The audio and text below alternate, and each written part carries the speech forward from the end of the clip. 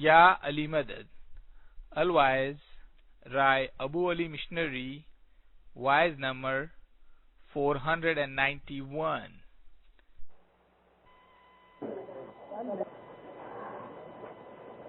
عربی زبان میں ٹرانسمائگریشن کے لیے ایک لفظ ہے حلول. حلول ادھر ہے کوئی ایسے کہ جو اردو فارسی عربی جانتے ہوں میں؟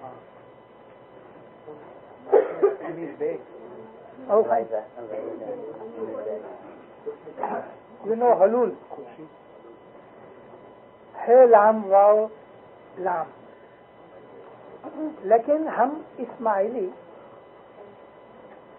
اس لفظ حلول یا ٹرانسمائگریشن کا جو عام جنرل امپریشن لیا جاتا ہے اس کو ہم کس طرح مانتے ہیں، میں آج اس کا ایکسپلینیشن دینا چاہتا ہوں.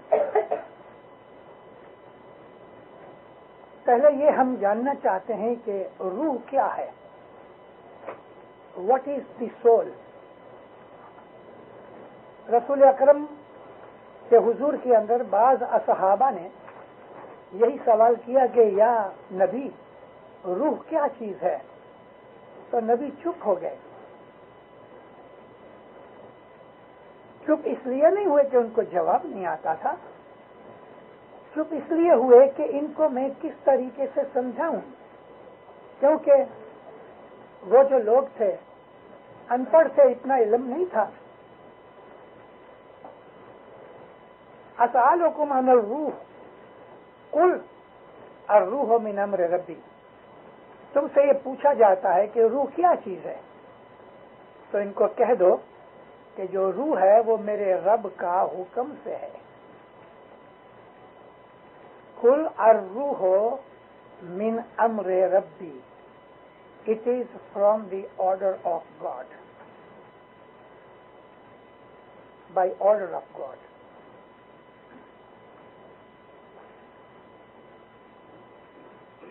ہم کو ہمارے اماموں اور پیروں نے فرمایا، جیسا کہ ریسنٹلی امام فرمایا کہ جو روح ہے وہ انڈسٹرکٹیبل ہے، روح ہے وہ ایٹرنل ہے، روح از نیور ڈسٹرائڈ، کیونکہ وہ خدا کے حکم سے ہے.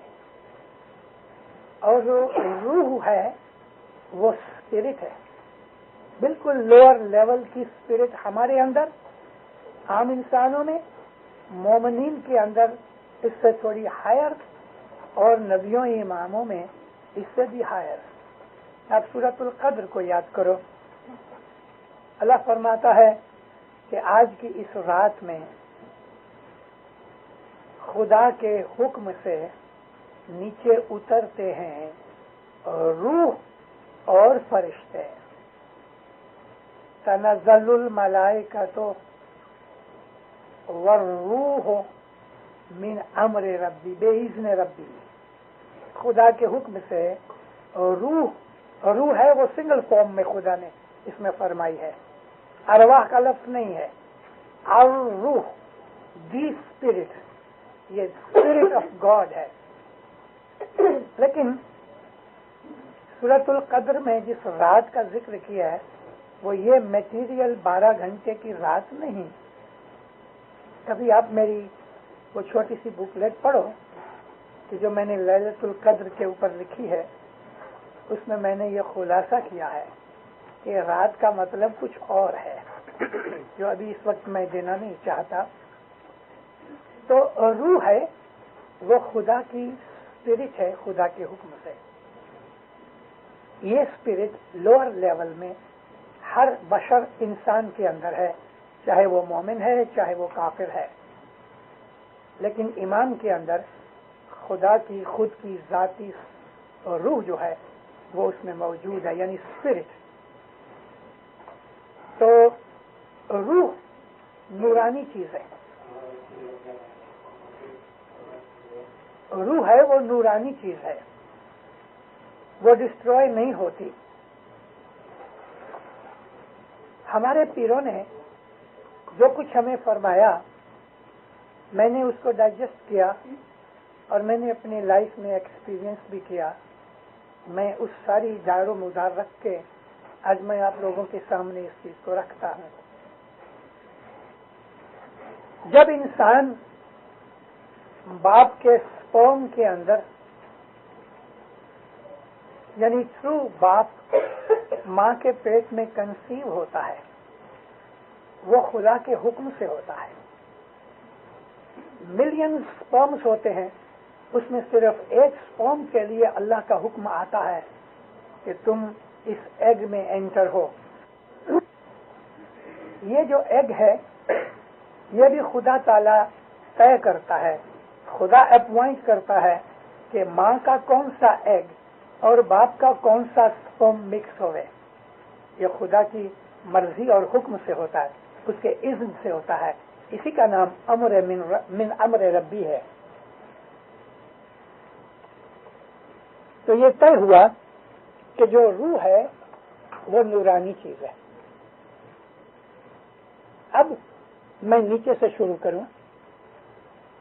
انسان کی جو ہیومن باڈی ہے، اس باڈی کے ساتھ ہی ساتھ جیسے ہی سپرم ایگ میں انٹر ہوتا ہے تو خدا تعالی حکم کر دیتا ہے پہلے سے کہ یہ سپرم جب بھی بڑا ہوگا تو اس کی آنکھیں کیسی ہوئیں، ناک کیسی ہوئے، کان کیسے ہوئیں.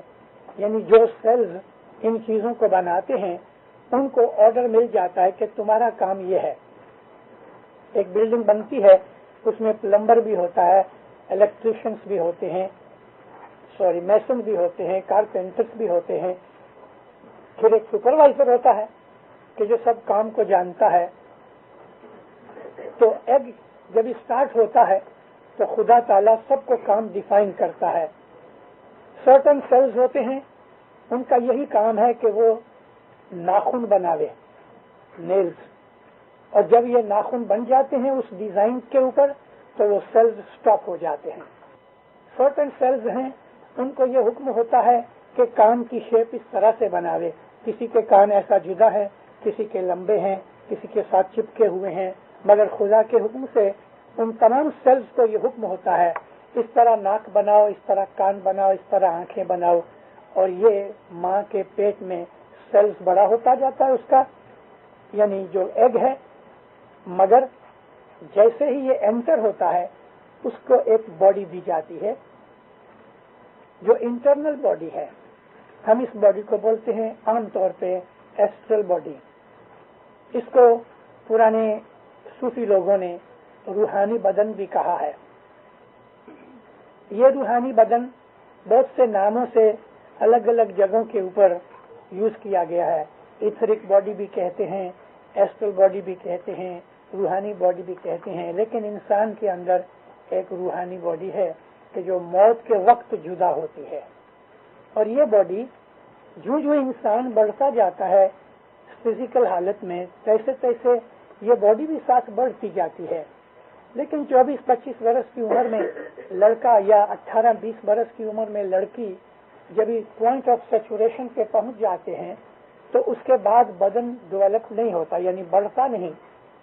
پھر 10-15 سال کے بعد بدن گھٹنے لگتا ہے، جھریاں پڑتی ہیں، رنکلز پڑتی ہیں، ویک ہو جاتا ہے، بوڑھا ہو جاتا ہے. مگر یہ ایسٹرل باڈی اسی جوان حالت کے اندر ہی ہمیشہ رہتی ہے. جب انسان پیدا ہوتا ہے یہ ایسٹرل باڈی اس کے ساتھ آتی ہے. لیکن سپرم کے اندر لائف ہے. اگر لائف نہیں ہوتی تو اس کا بچہ نہیں پیدا ہوتا.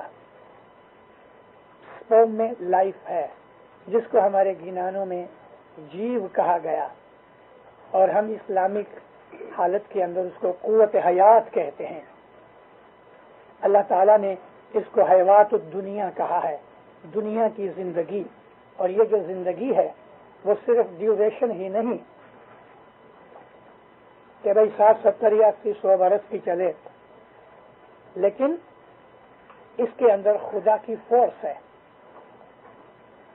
خدا تعالیٰ نے جو لائف ہے، قوت حیات، وہ اور بھی بہت سی کریشن کے اندر ہے. جیسا کہ جانوروں میں لائف ہے، ویجیٹیشن میں لائف ہے، انسیکٹس میں لائف ہے. اور ہم کو بعض حالت میں یوں بھی کہا گیا کہ بہت ہی پریمیٹیو سٹیج کی لائف راکس میں بھی ہے, پتھر میں بھی ہے. اور کبھی آپ کو یاد ہوگے تو امام سلطان محمد شاہ نے مولانا رومی کا ذکر کیا ہے کہ وہ سوچتا تھا کہ میں کہاں سے آیا, اور سوچتے سوچتے خدا نے اس کو ویژن دی. تو وہ بیک سائڈ میں یعنی کہ اپنے پاسٹ میں گیا, تب اس کو سمجھ آئی کہ میں پہلے پتھر میں تھا, پتھر سے میں بعد میں ویجیٹیشن میں آیا, ویجیٹیشن سے میں کیڑے مکوڑے یعنی انسیکٹس اور جرمس اور بیکٹیریا کی شکل لی, اس کے بعد پھر جانوروں میں آیا. تو یہ ساری ایوولوشن کی تھیوری تھی جو رومی نے ڈسکور کی. رومی کو 1000 سال سے اوپر ہو گیا ہے. یہ ڈاروین اور یہ دوسرے یہ تو ابھی 300 برس پہلے ہوئے. سب سے پہلے دنیا کے اندر ایوولوشن کی میں اپنے پیروں کو چھوڑ دیتا ہوں, ڈسکور کرنے والا رومی تھا. مگر رومی سے بھی پہلے ہمارے پیروں نے اس چیز کا ذکر کیا ہے. ستگر نور جو پیر تھے وہ رومی سے بعد میں آئے, رومی اس کے بعد آیا. رومی کا جو پیریڈ ہے وہ امام شمس الدین محمد کا پیریڈ ہے, اور ستگر نور کا جو پیریڈ ہے وہ امام مستنصر باللہ کا پیریڈ ہے. رومی کنٹمپرری تھا کچھ تھوڑے ٹائم تک پیر شمس کے زمانے سے. 3 شمس اکٹھے ہوئے. تینوں شمس جو تھے وہ کنٹمپرری تھے. ایک ہمارے امام شمس الدین محمد, دوسرے ہمارے پیر شمس الدین سبزواری, اور تیسرے شمس تبریز. شمس تبریز جو تھے امام علاء الدین محمد کے بیٹے تھے.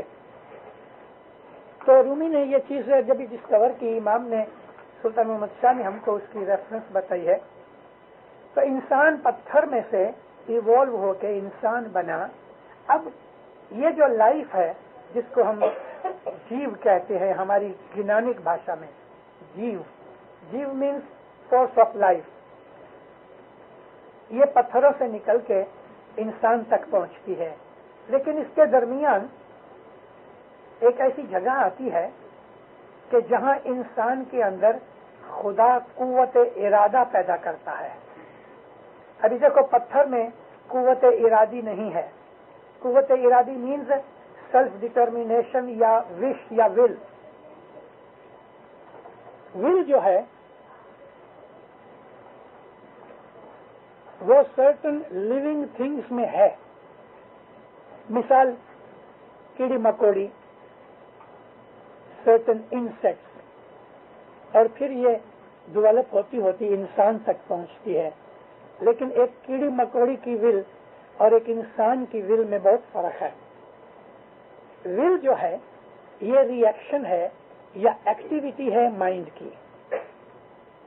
ہم اس کو ول کو جو ایک مکوڑی کے اندر, ایک اینٹ کے اندر جو ول ہے وہ انسانی ول جیسی نہیں, کیونکہ مائنڈ کی جو سٹیج انسان میں ہے وہ سٹیج کیڑے کے اندر نہیں ہے, لیکن ڈیولپ ہوتی ہے. یہاں تک کہ انسان کو چھوڑ دو تو سب سے زیادہ انٹیلیجنٹ مائنڈ فل چمپینزی ہے.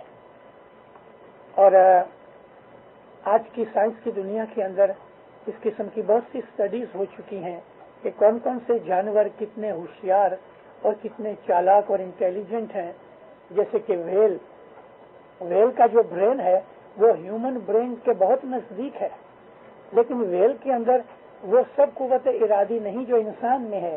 یا اسی طرح سے ڈولفنز ہیں, ڈولفنز بھی ٹرینڈ ہو جاتی ہیں تو اس میں بہت انٹیلیجنٹ ہے اسپیشیز ہیں. اسی طرح سے بندر ہیں. چمپینزیوں کو سکھایا گیا. میں 79 میں آسٹریلیا گیا تو وہاں ایک چمپینزی ٹریکٹر چلاتا ہے, اور اس کا کچھ ایک کیس تھا. وہ ٹریکٹر چلاتا تھا تو اس کا جو مالک تھا وہ انکم ٹیکس کے ریٹرن میں اس کی سیلری کاٹتا تھا. $600 آسٹریلین ڈالر وہ اس کا لگاتا تھا, اور اس کا نام کچھ رکھا تھا, نام مجھے یاد نہیں, اینی نیم سمجھ لو, جون یا پیٹر. تو 3-4 برس تک یہ چلا. ابھی اس کے باقی کے جو ڈاکومنٹس ہوتے ہیں نا لیبر کے، وہ تو کوئی آئیڈینٹیفیکیشن کارڈ وغیرہ کچھ تھا نہیں، تو اس کی انکوائری ہوئی تو انکم ٹیکس والے دیکھنے آئے، یہ کیس کورٹ میں گیا، جج آئے دیکھنے کے لیے، اور واقعی وہ چمپانزی ٹریکٹر چلاتا ہے، فارورڈ بھی لے جاتا ہے، بیکورڈ بھی لے جاتا ہے، اور اس کی جو فصل تھی ہارویسٹ کو وہ کاٹتا ہے۔ آخر ججمنٹ تو اس کی فیور میں ملی، لیکن حیرانی یہ ہوئی کہ وہ اس کا ہیلپنگ ہینڈ تھا۔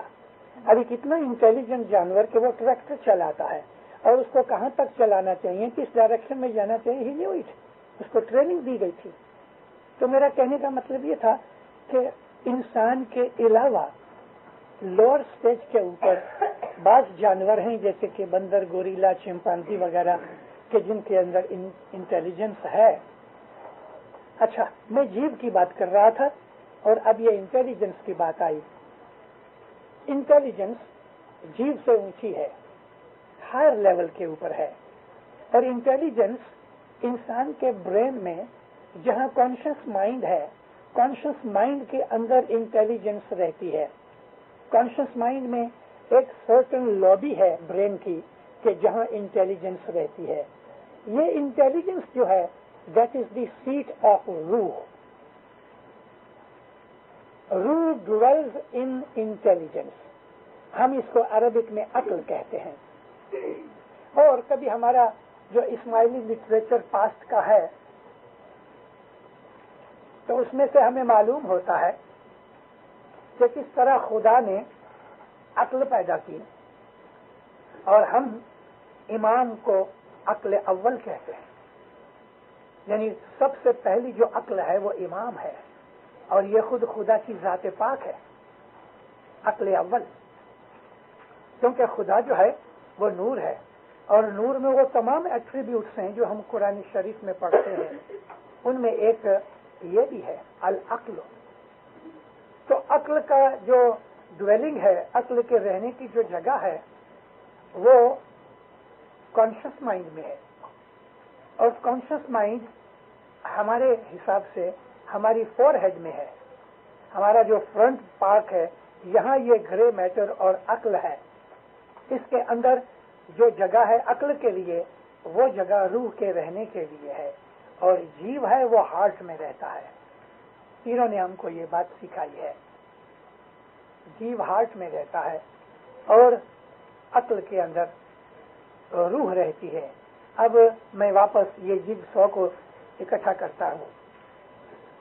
ہیومن باڈی، اس کے اندر ایسٹرل باڈی، پھر اس باڈی کے اندر انسان کا جیو، اور جیو سے ہائر لیول میں باڈی کے اندر انسان کا من، the power of mind. Mind کے اندر وہ جگہ جس کو ہم عقل کے رہنے کی جگہ یا لابی آف انٹیلیجنس کہتے ہیں، وہ جگہ روح کے رہنے کے لیے ہے۔ تو انسان کی باڈی، جیو، من اور آتما، یہ چار چیزیں ہم کو گنانوں میں سکھائی گئیں۔ جیو میں اور آتما میں، یعنی لائف میں اور روح میں، سول میں بہت فرق ہے۔ مسلم رائٹرز، تھیولوجینس وغیرہ یا فلاسفر اس طرف نہیں جا سکے، صرف ایک آدمی گیا، اور وہ رومی تھا۔ رومی نے یہ چیز کہاں سے ڈیرائیو کی، ہم کو اس کی کوئی ریفرنس نہیں ملتی ہے، لیکن رومی ایک اسماعیلی کا مرید تھا، تو لازماً اس کے پاس اسماعیلی سورسز گئی ہوں گی، اور یہ ہماری اسماعیلی سورسز ہیں جو ہم نے پیروں سے سیکھی۔ ہمارے بہت سے آدمی ایسا سمجھتے ہیں کہ پیرا تن جو تھی وہ حقیقت میں ہندوستان میں چالو ہوئی، یہ ہماری غلطی ہے۔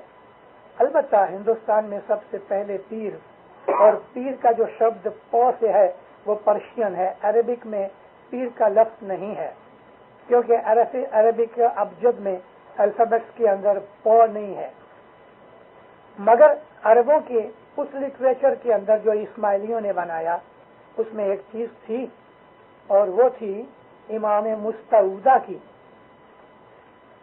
جہاں بھی اسماعیلی لٹریچر میں امام مستعودہ آپ کو ملے، اس کا مطلب وہ پٹھیوں کا پیر جس کو امام اپوائنٹ کرتا ہے، یعنی آتھورائزڈ پیر، اور امام مستقر وہ حضرت امام کے ساتھ لگا ہے. تو دو قسم کے ورڈ امامت کے یوز ہوتے ہیں، اسی لیے ہم پیر حسن کو امام حسن بھی کہتے ہیں اور وہ رائٹ ہے، اور امام حسین کو بھی امام کہتے ہیں، وہ بھی رائٹ ہے. امام حسین ہیں وہ امام مستقر ہیں، اور پیر حسن ہیں وہ امام مستعودہ ہیں.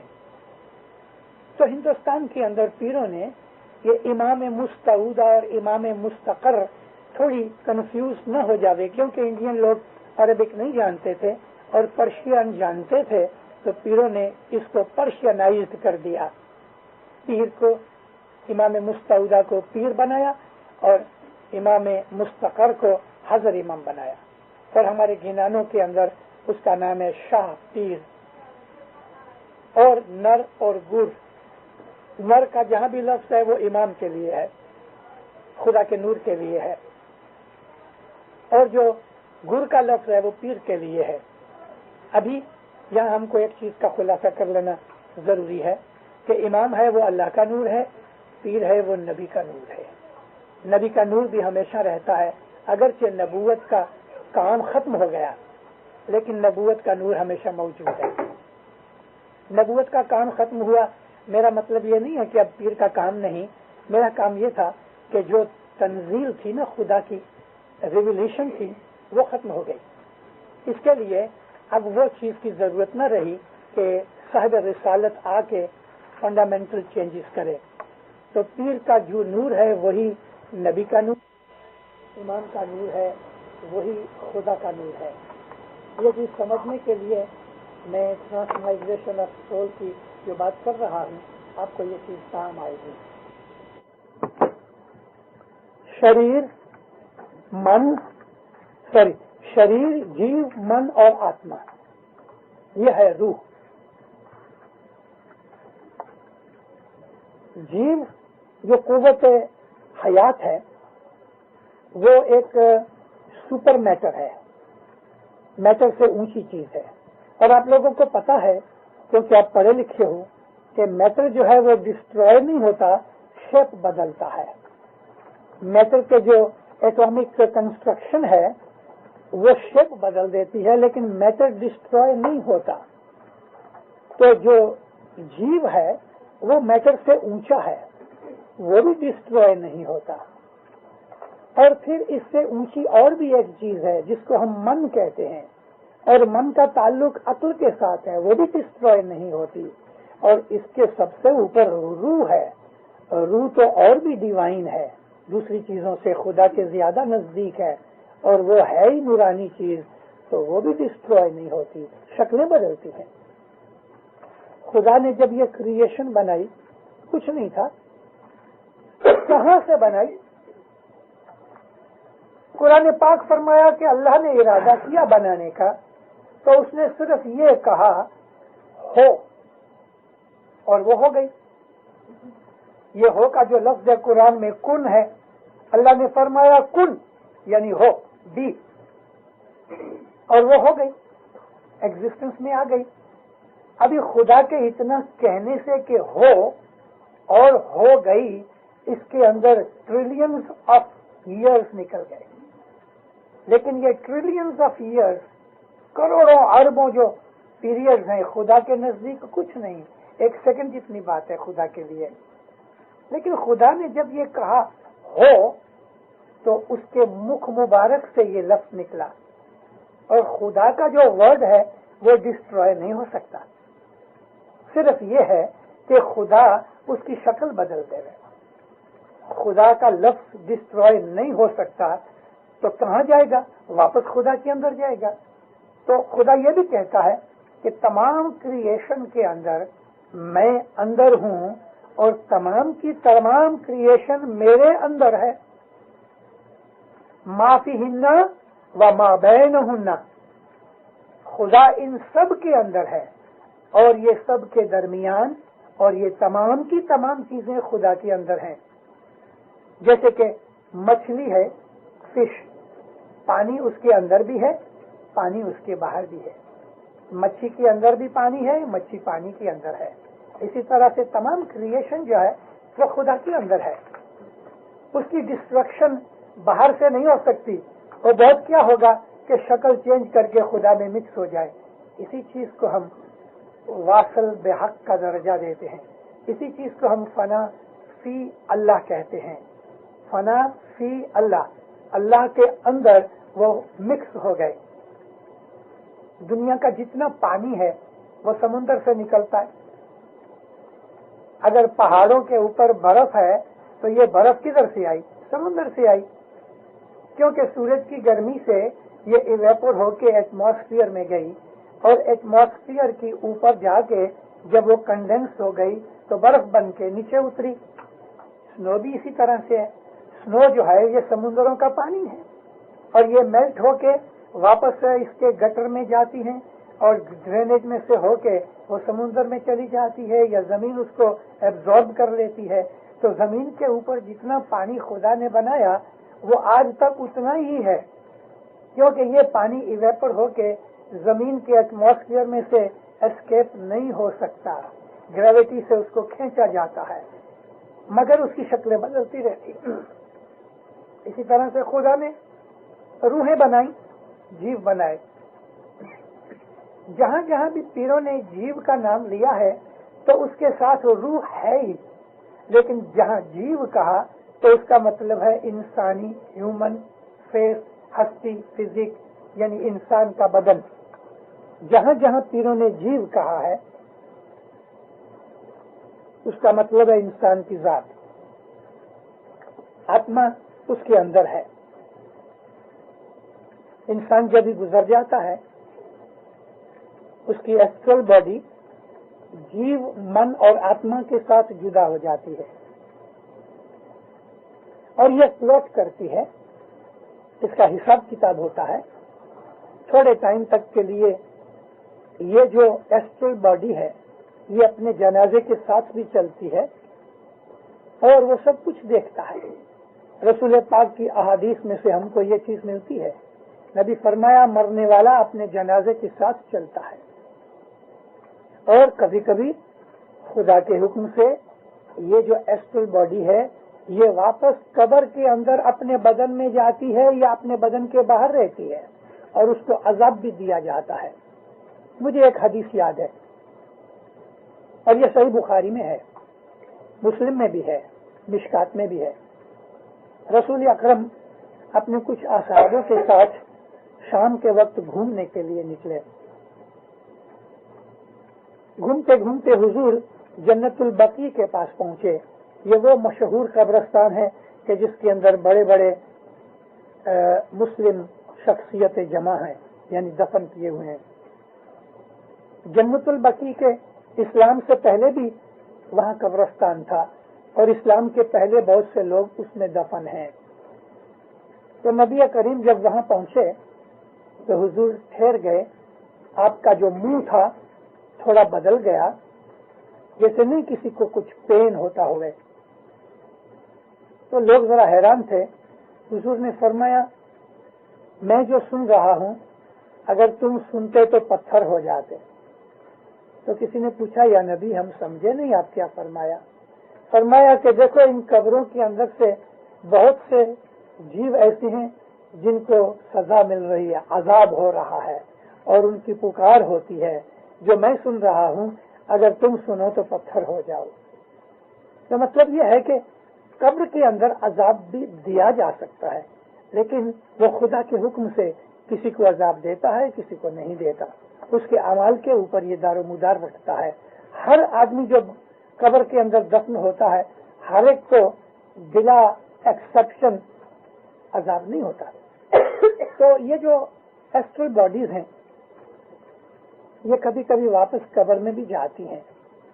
मुर्दे बदन के अंदर मिक्स नहीं हो जाती लेकिन बाहर रहती है और अजाब जो है तो इस एस्ट्रल बॉडी को होता है, उस फिजिकल बॉडी को नहीं कि जो मिट्टी हो गई, क्योंकि वो तो मिट गई, मैटर में अंदर मिक्सअप हो गई, डिस्ट्रॉय हो गई अपनी शक्ल से, मगर मैटर रह गया। अब ये जो जीव है इस एस्ट्रल बॉडी के अंदर दुख तकलीफ उठाता है। اور दुख की फीलिंग इंसान के मन में होती है, और मन के अंदर जो रूह रहती है वो छुप जाती है, यानी जाहिर नहीं होती। अजाब है वो जीव को होता है थ्रू मन, क्योंकि मन है वो फीलिंग का सेंटर है। तो वो आदमी जो पास हो जाते हैं, जो नेक हैं, आबिद हैं, जब वो गुजर जाते हैं उनको अजाब नहीं होता, उनको खुदा ताला ऐसी अच्छी स्टेट में होती है। और मन के अंदर जो रूह रहती है वो छुप जाती है, यानी जाहिर नहीं होती। अजाब है वो जीव को होता है थ्रू मन, क्योंकि मन है वो फीलिंग का सेंटर है। तो वो आदमी जो पास हो जाते हैं, जो नेक हैं, आबिद हैं, जब वो गुजर जाते हैं उनको अजाब नहीं होता, उनको खुदा ताला ऐसी अच्छी स्टेट में रखता है कि वो लोग हैप्पी होते हैं, उनकी अच्छी फीलिंग्स होती है। ये स्टेट ऑफ बहिश्त और जन्नत है। जिस तरह बहिश्त और जन्नत के 7 तबकात हैं, यानी 7 लेवल्स हैं, और इन बिटवीन हर एक लेवल 1000 स्टेजेस में है।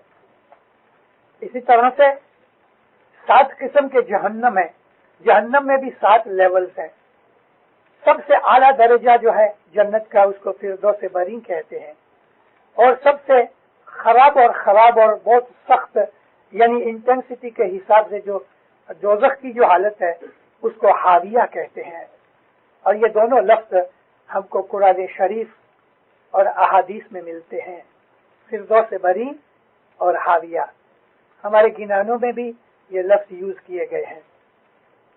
तो ये सजाओं की लेवल के हिसाब से, थोड़ी सजा मिले, ज्यादा सजा मिले। तो अब ये जन्नत और दोज़ख के बाद मैं ये आपको समझाना चाहता हूँ कि एक अच्छा नेक इंसान जब गुजर जाता है तो वो आलम अरवाह में रहता है। ये जो आलम अरवाह है, देखो आलम नासूत में हम हैं, नासूत के बाद आलम मलकूत है। ये जो आलम मलकूत है जिसको वर्ल्ड ऑफ स्पिरिट्स कहा गया, रूहानियां इधर रहती हैं। आलम मलकूत बहुत बड़ा है, हजारों स्टेजेस हैं उसकी। ऑर्डिनरी आदमी लोअर स्टेज में रहते हैं, इबादत करते हैं, खुदा की मुआफी चाहते हैं, इस्तग़फ़ार करते हैं, और ये रूहें रूहानी दर्जात पाती रहती हैं। जीव, मन, आत्मा इस एस्ट्रल बॉडी में साथ हैं। अब जैसे जैसे ये इनकी मंजिलें ऊपर चढ़ी जाती हैं, यानी जैसे जैसे इनको प्रमोशन मिलती है, तैसे तैसे इनकी कंडीशन बदलती रहती है, और वो जो एस्ट्रल बॉडी है वो आहिस्ता आहिस्ता ज्यादा सुपरफाइन हो जाती है और नूरानी बन जाती है, और ये रूहें जो लोअर लेवल की होती हैं फरिश्ते बन जाते हैं। तो ट्रांसमाइग्रेशन के हिसाब से जो रूह तो डिवाइन चीज है, लेकिन दर्जात किसको मिलते हैं? जीव और मन को। अभी तक रूह इनके साथ मिक्सअप नहीं हुई, और फिर जब ये फरिश्ते बन जाते हैं तो इनकी हालत में फर्क ये होता है कि इनकी जो रूह होती है और जीव होता है वो एक हो जाते हैं। ऐसा यूं कह लो कि जीव, मन और आत्मा ये तीनों एक हो जाते हैं, लेकिन एस्ट्रल बॉडी ट्रांसफॉर्म होकर नूरानी बॉडी हो गई। ये फरिश्ते हैं जिनको खुदा ने फरमाया मैंने नूर में से पैदा किया है। और ये फरिश्तों के अंदर भी हजारों दर्जात हैं। जो ये प्रोग्रेस करते जाते हैं जिब्रील अमीन के दर्जे तक पहुंचते हैं, और फिर इन फरिश्तों में से बहुत दफा खुदा दुनिया के अंदर नबी बना के भेजता है, और ये चीज कुरान पाक के अंदर मौजूद है। ये लोग दुनिया में आते हैं, यानी रीबॉर्न होते हैं एज ह्यूमन बीइंग अगेन। ये इनका जीव, आत्मा, मन इनके साथ ही रहता है।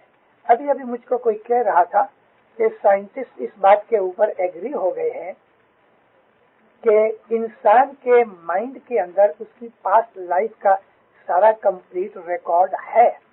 और ये साइंटिस्ट जो कहते हैं میں مانتا ہوں کیونکہ ہم کو پیر نے ایسا کہا ہے، اور میں آپ کو وہ گنان کا پاٹ سناؤں۔ پیر کہتے ہیں کہ ہو جیرے پرانی جیارے تو گربا ستھانے وسنتو تئیں ہتو گنان ونتو۔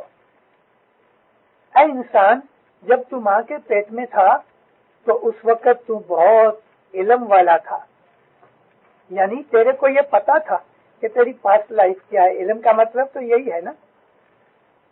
مولانا آغا شاہ علی ماں باپ کا ایک فرمان ہے، فرماتے ہیں کہ جب بچہ پیدا ہوتا ہے تو وہ علی کو دیکھتا ہے، علی کو دیکھتا ہے، اور اس کی ایک نشانی ہے۔ مولانا علی شاہ پیر سلامت کی جامع میں فرمایا اس کی ایک نشانی ہے۔ فرمایا وہ بچہ ڈرتا نہیں، اس کو ڈرانا چاہو، منہ بناؤ، کچھ آواز کرو، مگر وہ بچہ نہیں ڈرے گا۔ 3-4 مہینے تک وہ علی کو دیکھتا ہے، ہر وقت علی کو دیکھتا ہے۔ لیکن پھر باہر کی دنیا کی چیزیں جب اس کے مائنڈ میں ریکارڈ ہوتی رہتی ہیں تو وہ چیزیں بیک گراؤنڈ میں چلی جاتی ہیں، اور 3-3.5 یا 4 مہینے کے اندر وہ چیز پھر بھول جاتی ہے، علی کا نظر آنا بند ہو جاتا ہے۔ اب بچوں کو ڈرانا چاہو تو وہ ڈرتا ہے، اور اس کی پاسٹ لائف جو ہے وہ بری ہو جاتی ہے اس کے من کے اندر۔ مگر ہم اس چیز کو ریوائیو کر سکتے ہیں اپنی عبادت سے۔ عبادت میں جا کے ہم اپنی پاسٹ لائف کو دیکھ سکتے ہیں، اس کے پہلے بھی پریویس لائف کا ہم اپنے مائنڈ کے اندر سے وہ ریکارڈ نکال کے ہم اس کو پڑھ سکتے ہیں۔ تو یہ تمام انسان کی جتنی بھی لائفز ہوئی، خدا نے جب اس کی روح کو الگ پیدا کیا، یعنی انڈیویجولی پیدا کیا، تو وہ روح ایوولوشن کی تمام سٹیجز میں سے جو پیر کہتے ہیں کہ 8.4 ملین ہے، وہ اس میں سے پسار ہوتے ہوتے انسان بنتا ہے۔ اب انسانی حالت کے اندر جب تک کہ وہ پرفیکشن کو نہیں پہنچتا، جب تک کہ وہ خدا کے نور میں مکس اپ نہیں ہوتا، جب تک کہ وہ فنا فی اللہ نہیں ہوتا، تب تک اس کو خدا پرفیکشن کی طرف جانے کے چانسز دیتا رہتا ہے۔ اور بہت دفعہ اس سے اگر کچھ بھول یا گناہ ہو جائے تو اس کی ریٹارڈیشن بھی ہو جاتی ہے۔ جس طرح سے پروگرس ہوتی ہے اسی طرح سے ریگریس ہوتی ہے، لیکن پروگرس جس طرح سے سلو ہے، ریگریس امیڈیٹلی بہت جلدی 2-5-10 سٹیجز نیچے اتر آتا ہے۔ تو انسان آگے بڑھتا ہے، پیچھے ہٹتا ہے، آگے بڑھتا ہے، آگے بڑھتے بڑھتے بڑھتے کبھی تھوڑا سا پاؤں پھسل گیا، اس طرح پرفیکٹ ہوتے ہوتے وہ خدا کے نور کے اندر مکس ہو جاتا ہے، اور اس کی اینٹیٹی بالکل ختم ہو جاتی ہے، اس کی ایگزسٹنس جو ہے وہ خدا کے نور میں چلی جاتی ہے۔ یہ چیز صوفی مانتے ہیں، ہم اسماعیلی مانتے ہیں، لیکن جنرل پبلک جو ہے اسلام کی وہ اس چیز کو سمجھ نہیں سکتی۔ اس کے لیے وہ لوگ کہتے ہیں جب آدمی مر جاتا ہے تو وہ قبر کے اندر رہتا ہے، اس کی روح بھی قبر کے اندر پڑی رہتی ہے۔ لاکھوں کروڑوں برسوں کے بعد جب قیامت کا دن آئے گا، سور پھونکا جائے گا، تو یہ تمام کے تمام مردے جو ہیں وہ فوراً اٹھ بیٹھیں گے۔ آپ کو معلوم ہے دفن کرتے وقت جو پاؤں ہیں وہ قبلے کی طرف رکھے جاتے ہیں۔ وہ اس لیے رکھے جاتے ہیں کہ جب سور پھونکا جائے تو جیسے ہی وہ اٹھے تو اس کے فیس کے سامنے کعبہ ہوگے، لیکن دفن کرتے وقت پاؤں کعبہ کی طرف ہوتے ہیں، اور یہ تمام فرشتے اٹھیں گے، ایک ایک قبر میں سے کروڑوں فرشتے اٹھیں گے۔ یہ ہے جنرل سمجھ عام مسلمانوں کو، ہماری یہ سمجھ نہیں ہے۔ میں نے آپ کو جو ایکسپلینیشن دیا ہے یہ چیز قرآن حدیث اور گنانوں میں سے نکال کے، امام کے فرمانوں میں سے نکال کے میں نے آپ کو بتایا ہے۔ اب جیو کبھی واپس آیا، جیسے میں نے کہا کہ فرشتوں میں سے، یہ قرآن شریف میں بھی ہے کہ کبھی کبھی ہم فرشتوں میں سے نبی بناتے ہیں، تو وہ لوگ دنیا کے اندر آ کے پیدا ہوتے ہیں، نبی بنتے ہیں۔ عام لوگ جنرلی جب آدمی گزر جاتا ہے اور اگر وہ کامیاب نہیں ہوا، عالم ارواح کے اندر رہنے کے قابل نہیں ہوا، تو اس کو واپس جنم لینا پڑتا ہے، اور ہم اس چیز کو مانتے ہیں کہ وہ واپس جنم لیتا ہے۔ آج کل اس قسم کے بہت سے ایویڈنس ملے ہیں اور یہ جو ایویڈنس ہیں وہ سچے ہیں. میں رسول اکرم کی ایک دعا ایک وش کا ذکر کرنا چاہتا ہوں کہ جو ہمارے گینانوں کے اندر ہے اور میں نے جب پہلی دفعہ پڑھا تو مجھے بڑی خوشی ہوئی. رسول اللہ فرماتے ہیں میری آرزو ہے کہ میں خدا کے راستے میں شہید ہو جاؤں, میں پھر زندہ ہوں, میں پھر شہید ہو جاؤں, میں پھر زندہ ہوں, پھر میں شہید ہو جاؤں. تو اب نبی کریم نے یہ آرزو کیوں کی؟ یہ تو ہیومن آرزو ہے, یہ تو ہندوانہ آرزو ہے عام لوگوں کی نظر میں کہ ہندو لوگ ایسا چاہتے ہیں. تو کیا رسول اکرم نے ہندو فلسفی سیکھی تھی؟ نہیں دیندارو, نبی کریم نے ہندو فلسفی نہیں سیکھی, لیکن یہ حقیقت ہے کہ انسان دنیا کے اندر آتا ہے, پیدا ہوتا ہے. حضرت امام سلطان محمد شاہ کا ایک واقعہ میں کبھی کبھی اپنی وعظوں میں ذکر کر چکا ہوں. آپ میں سے کبھی کسی کو چانس ملے تو بامبے جا کے آپ پوچھ بھی سکتے ہو. انڈیا میں حضرت امام کا جو اسٹیٹ مینیجر ہے اس کا نام ہے اکبر رحمت اللہ. اکبر کے باپ کا نام ہے سلیمان, سلیمان کے باپ کا نام جعفر, جعفر کے باپ کا نام رحمت اللہ. میں سلیمان بھائی کا بہت دوست ہوں, میری اس کے ساتھ کورسپونڈنس بھی ہے, اور جب میں بامبے رہتا تھا تو ہم عموماً ملا کرتے تھے, اور ہر برس 10, 15, 20 دن کے لیے ہم میتھرام چلے جاتے تھے جو ایک سمر ریزورٹ ہے, اور وہاں 10, 15 دن 3 ویک ہم گزارا کرتے تھے. 1945 جنوری یا فروری بگننگ تھی تو سلیمان کے گھر میں ایک لڑکا پیدا ہوا, یعنی یہ حضرت امام کا جو اسٹیٹ مینیجر اکبر ہے, اکبر کا بھائی پیدا ہوا. اکتوبر کے اندر امام کی پدرامنی ہوئی, اس نے مہمانی رکھی. اس وقت جو اعتمادی سلیمان تھے وہ Ismailia Bombay council provincial council کے ممبر تھے,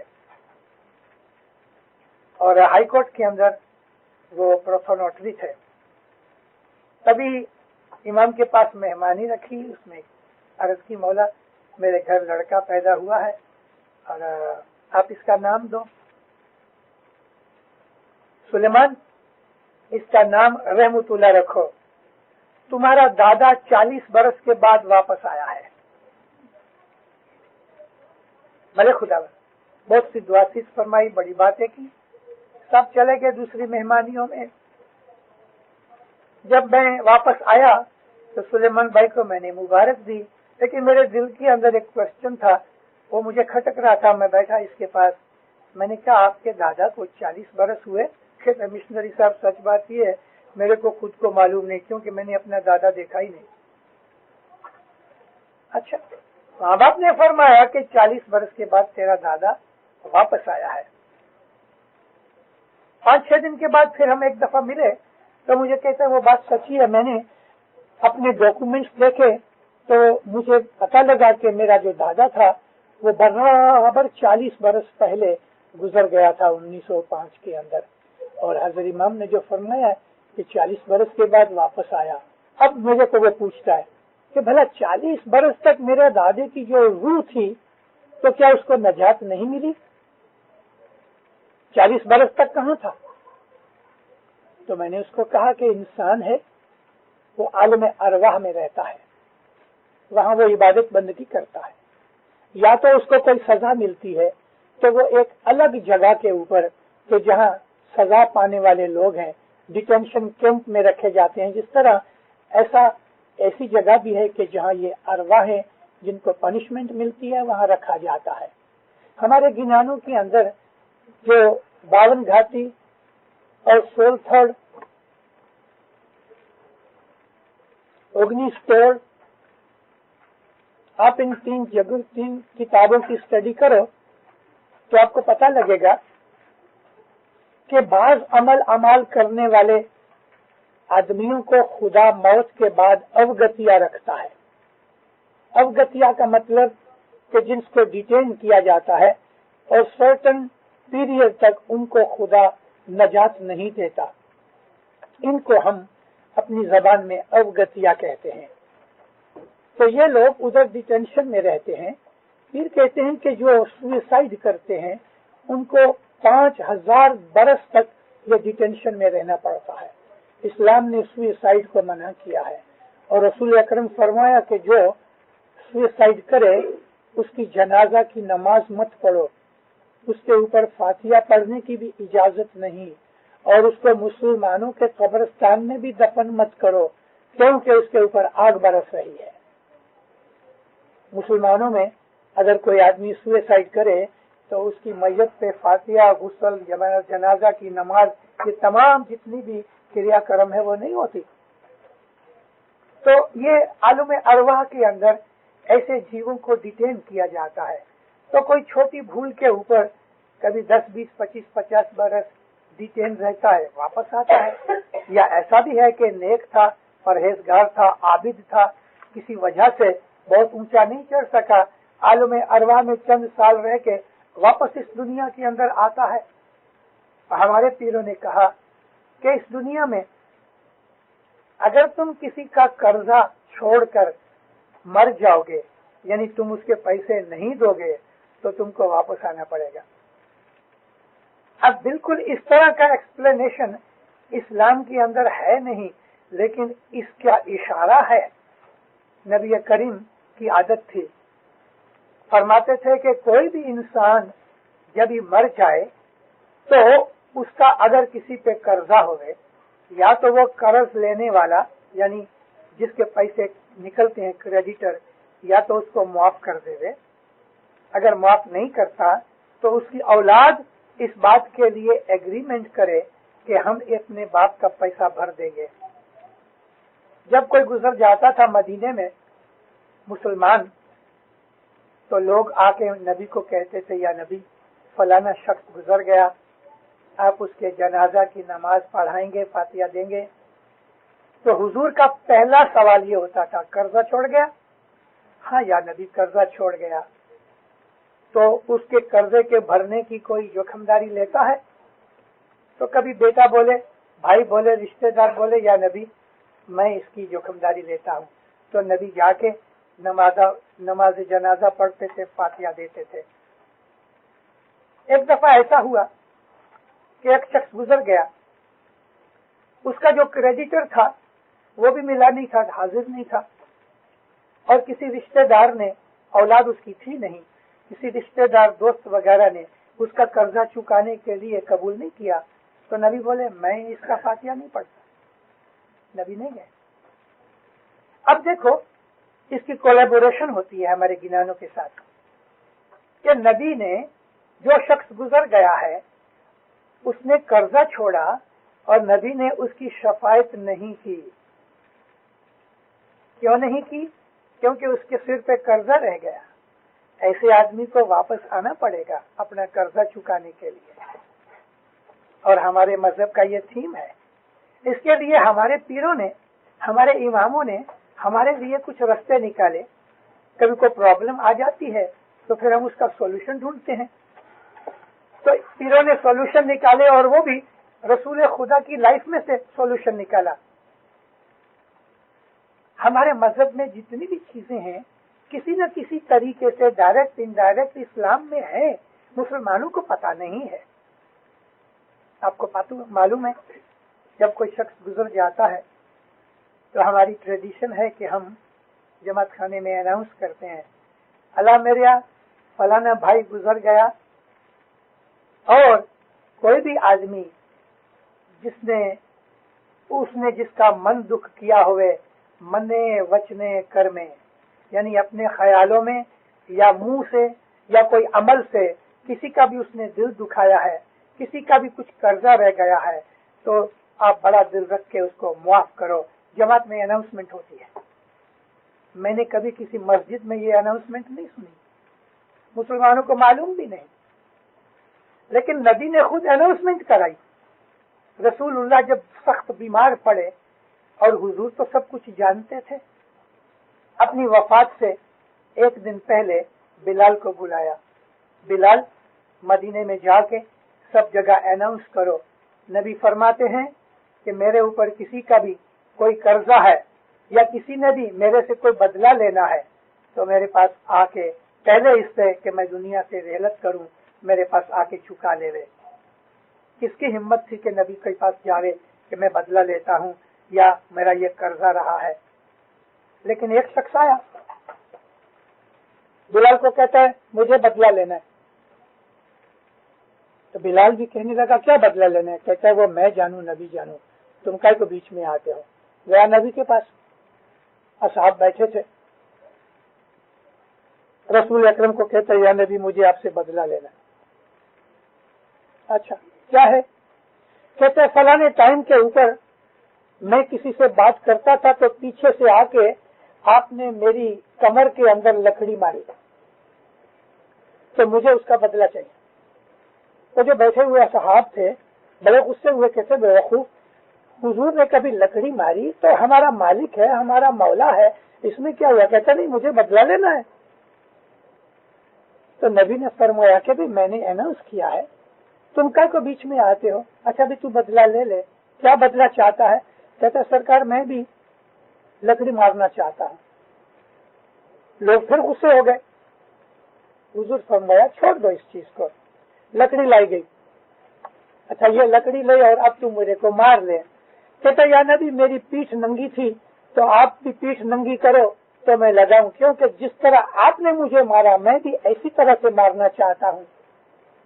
रसूल अकरम खतरे पर सोए थे, उठ के बैठ गए, अपनी शर्ट को ऊंचा किया। कुछ लोग इस हालत को देख के रो रहे थे, उसके ऊपर गुस्सा कर रहे थे, उसको हेट करते थे कि कैसा आदमी है, रसूल पाक का ये उम्मती हो के ये काम करता है। लेकिन उसकी नीयत क्या थी वो कोई नहीं जानता था। जैसे ही नबी करीम ने अपना पैराहन ऊंचा किया, पीठ नंगी हुई, इस आदमी ने लकड़ी फेंक दी और ये राइट कंधे गर्दन के नीचे जो मोहर नबूवत थी उसको चूमा, आंखों से लगाया और जल्दी से कमीज नीचे करके हाथ बांध के खड़ा हो गया। कहता या नबी मैंने ये बहाना बनाया था, लेकिन मैंने आपको ये बात इसलिए सुनाई कि नबी ने अपने लिए अनाउंसमेंट कराई थी कि मेरे ऊपर किसी का बदला कर्जा है तो ले लो। ये अनाउंसमेंट हम कराते हैं, इसलिए कराते हैं कि कभी किसी आदमी ने ये कह दिया कि मौला उसको मुआफ करे, मैंने भी मुआफ किया, तो उस आदमी का जो अकाउंट है उसका हिसाब किताब इजी हो जाता है, नजात के लिए उसको तकलीफ कम हो जाती है, दूसरों के गुनाहों की वजह से नहीं पकड़ा जाता और उसको वापस जन्म लेने की जरूरत नहीं पड़ती, क्योंकि किसी का कर्जा नहीं रहा है। और जब तक कर्जा रहता है तब तक उसको दुनिया में आना चाहिए। तो इस तरह ये हमारी नजात के सामान होते हैं। मगर दुनिया के अंदर बहुत से जीव आते हैं, रिपीट होके भी आते हैं। बहुत से अपने अमाल और गुनाहों की वजह से आते हैं और बहुत से ऐसे हैं कि जिनको खुदा ताला भेजता है, वो बख्शे हुए हैं, नजात पाए हुए हैं, आलम अरवा और मलकूत में हैं, फरिश्तों के अंदर हैं, लेकिन कभी कभी खुदा उनको असाइनमेंट देके, एक पर्टिकुलर स्पेशल काम देके उसको दुनिया में भेजता है, जैसे कि नबी दुनिया के अंदर आते हैं। मौलाना अली शाह बाप ने वजीर रहे इस्माइल के लिए फरमाया कि 1000 बरस के बाद ऐसी रूहानी दुनिया में आती है, 1000 बरस के बाद। तो मतलब कहने का ये है कि दुनिया के अंदर बाज दफा दुनिया में खुदा ताला के कहने से या अपने आमाल की वजह से हमें दोबारा जन्म लेना पड़ता है, ये हक और सच बात है। अब ये एक और बात मैं कहना चाहता हूँ कि जो रूह है वो इस बदन में से निकल के किसी और बदन में जा सकती है? नहीं जा सकती। देखो आजकल कुछ किताबें निकल रही हैं अमेरिका में, और ये किताबें एक्चुअली हिंदुस्तान के जो स्वामी और ऐसे ऋषि वगैरह आते हैं उन लोगों की प्रोपेगेशन का ये हिसाब है। और फिर कुछ ऐसे अमेरिका और कनाडा के अंदर औरतों में ज्यादा, लेकिन ऐसे लोग हैं कि जो योगा की और रूहानी स्टडी करते हैं। अब उन्होंने एक नई थ्योरी निकाली, उसको कहते हैं वॉक इन वॉक इन, यानी इंसान अपनी रूह को दूसरे के बदन में डाल देवे, वो नहीं हो सकता, वो नहीं हो सकता। खुदा ताला ऐसा नहीं करता। खुदा करना चाहे तो सब कुछ कर सकता है, लेकिन खुदा ने जो लॉस बनाए हैं उसके लिए नहीं होता। अब वॉक इन है क्या पता है? माइंड। मैं अपने माइंड से दूसरे माइंड को इन्फ्लुएंस करके मैं जो चाहता हूं उसके माइंड से करा दूं, इसको वॉकिंग कहते हैं। लेकिन सोल ट्रांसफर नहीं होती जीते जी। कभी कुछ ऐसे लोग हैं जो ये कहते हैं कि एक आदमी मरता है, एन मरते वक्त कोई दूसरी भटकती हुई रूह इसके बदन में चली जाती है, और उसकी जो रूह है वो निकल गई, और ये कोई भटकती हुई रूह उसमें दाखिल हो गई और ये आदमी वापस जिंदा हुआ। हमारा इस्माइली मजहब या इस्लाम इस चीज को भी नहीं मानता, क्योंकि हर चीज जो है वो खुदा कंट्रोल करता है। कभी एक बदन जो एक रूह को खुदा ने दिया है, दूसरी रूह को वही बदन खुदा नहीं देता। उसके लिए हजारों तरीके हैं, इन चीजों को हम नहीं मानते। तो ये जो हुलूल का जो लफ्ज था वो यही था कि किसी भटकती हुई रूह को एक बदन में आ जाए। एक बात जरूर है, और वो हम मानते हैं कि एक इंसान है, उसको कोई जिन पकड़ ले, कोई बद रूह जिसको हम इविल स्पिरिट कहते हैं, और इविल स्पिरिट्स दुनिया में हैं और कुरान शरीफ में उस चीज का जवाब है। तो ये बद रूह, इविल स्पिरिट जो है वो पहले दुनिया में इंसान थी, उसने बद काम किए तो खुदा उसको सजा दे रहा है। ये अवगतिया जीव फिर रहा है। ये बद रूहें, इविल स्पिरिट्स जो है, लोगों को दुनिया में कभी कभी हैरान करती हैं। इसी तरह से ऐसे बाज जिन्नात हैं कि जो बिलीवर्स नहीं हैं। इंसानों में बिलीवर्स नॉन बिलीवर्स हैं, तो जिन्नात के अंदर भी बिलीवर्स और नॉन बिलीवर्स हैं। मौलाना अली ने 1.25 लाख जिन्नात को कत्ल किया, 1.25 लाख जिन्नात को। और ये चीजें हमें मुनाकबे मुर्तज़वी में भी मिलती हैं, और ये चीजें हमको हमारे गिनान में भी मिलती हैं कि 1.25 लाख जब राजा मारिया, मोहम्मद कलमा कीना, तो इसके अंदर जिन्नात भी थे, इंसान भी थे, और ये जिन्नात लड़ते भी थे। और इस्लाम की जब लड़ाइयाँ होती थी तो उसके अंदर आदमी भी होते थे, जिन्नात भी होते थे, फरिश्ते भी होते थे। हमको कुरान शरीफ के अंदर ये इशारा मिलता है, ऐ मोहम्मद याद कर उस दिन को कि जब अल्लाह ने बदर की लड़ाई में तुम्हारे लिए 3000 फरिश्ते भेजे कि जिनको तुम नहीं देखते थे लेकिन काफर देखते थे। तो खुदा ताला ने लड़ाई में लड़ने के लिए, मदद करने के लिए फरिश्ते भी भेजे। तो जिन्नात जो हैं वो कभी कभी किसी इंसान को पजेस कर लेते हैं, और वो जो उसकी रूह को कोई पजेस नहीं कर सकता, लेकिन उसके दिमाग को पजेस कर लेते हैं, उसके माइंड को पजेस कर लेते हैं, उसके जीव को पजेस कर लेते हैं। ऐसा ही बहुत ही रिसेंटली एक वाकया बन गया। दार एस सलाम की एक इस्माइली लड़की, उसकी माँ हमारी रिलीजन टीचर है, आज भी है, और वो मोरोगोरो में रहती है, मेरी स्टूडेंट है। इसकी लड़की 21 बरस की, मोरोगोरो में उसने शादी की। जिस घर में शादी की वो लोग बहुत पक्के इस्माइली मजहब के ऊपर ईमान रखने वाले नहीं, अब तो हो गए हैं। लड़की, उनके घर के पीछे बहुत बड़ा यानी गार्डन है, बहुत से दरख्त हैं, बहुत बड़ी जगह है। तो किसी एक शाम को ये लड़की, जिसका मैं जिक्र करता हूँ, नाम नहीं देता, उधर जाके इसने अपने बच्चे का गूं फेंका किसी दरख्त के नीचे। इस लड़की का बच्चा इसका गूं फेंका, फौरन इस लड़की को उस दरख्त के अंदर एक जिन रहता था, उसने इसको पकड़ लिया, पजेस कर लिया। इसकी शक्ल बदल गई, आंखें बदल गई। बस नॉर्मली क्या है कि मुल्लाओं को बुलाया गया, इन्होंने आके धूप लोबान वगैरह किया, मगर जिन नहीं निकला। बड़े परेशान, 3-3 आदमी का खाना खा जावे और मालूम भी नहीं पड़े कि खाना किधर जाता है। 21 बरस की लड़की 3-4 आदमी जितना खाना खावे और बातें करे, अरेबिक बोले कि उसको कभी अलिफ भी नहीं आता था। तो होते होते ये दारुस्सलाम में भी लेके आए। इस लड़की को इसकी माँ मेरे पास भी लेके आई। मैंने उसको कहा, देख मेरे साथ वो जिन अरेबिक में बातें करता रहा। मैंने उसको कहा, देख ये नहीं निकलेगा। क्यों नहीं निकलेगा? क्योंकि ये कहता है, यानी जिन कहता है, थोड़े वक्त में आले रसूल इधर आते हैं दारुस्सलाम में, मैं उनका दीदार करूंगा फिर जाऊंगा। तो तुम आराम से बैठे रहो, 1 महीने के बाद हाजिर इमाम आने वाले हैं, तो तुम हाजिर इमाम के पास इसको ले जाना। उसके घर वाले जो थे, लड़की के रिश्तेदार यानी हस्बैंड और सास ससुर, वो बोहरों के आमिल के पास ले गए। तो बोहरों के आमिल के ऊपर वो जिन ने बड़ा गुस्सा किया। वो कहते सारी